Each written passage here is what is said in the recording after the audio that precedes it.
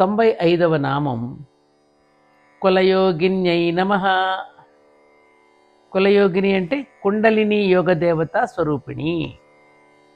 మహాకుంభ మేళా జరుగుతున్నప్పుడు మీరు గమనించే ఉంటారు కదా, శరీరం మొత్తం చేత సాధనం చేసేవారు ఉంటారు. వాళ్ళు భౌతిక ఆరాధనకు ఎక్కువ ప్రాధాన్యం ఇస్తారు. మూలాధార శక్తికి వీరి పూజలో ఎక్కువ ప్రాధాన్యం ఉంటుంది.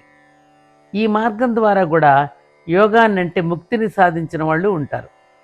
వారు ఆరాధించే ఈ కుండలిని యోగదేవతను కులయోగిని అని అనవచ్చు.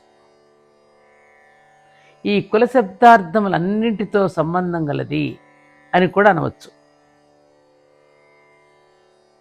అంటే జీవులందరూ వేరు కులాలుగా అంటే వర్గాలుగా జాతులుగా వైవిధ్యంతో ఉన్నప్పటికీ కూడా అన్నింటినీ కూడా ప్రాణసూత్రంతో జీవులుగా యోగించిన దేవతా స్వరూపిణి అని కూడా మనం అనవచ్చు.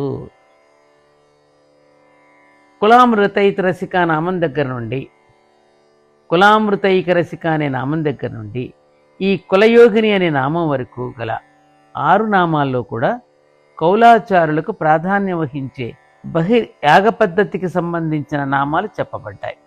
ఇక రాబోయే అకుల అనే నామం నుండి బిసతంతు తనీయసి అనే నామం వరకు గల ఈ 14 నామాల్లో సమయాచారులకు ప్రాధాన్యం వహించే అంతర్యాగ పద్ధతికి సంబంధించిన నామాలు చెప్పబడతాయి.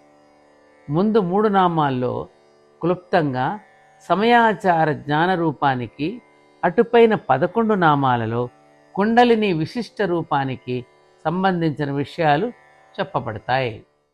అమ్మవారి యొక్క ఆలయంలో ప్రవేశించినప్పుడు అర్ధమండపంలో నిలబడి ముందుగా గంట మ్రోగించి అమ్మకు నమస్కరిస్తాం. అలాగే అమ్మవారి యొక్క నామాలలో ప్రవేశించే ముందు గంట మ్రోగించండి.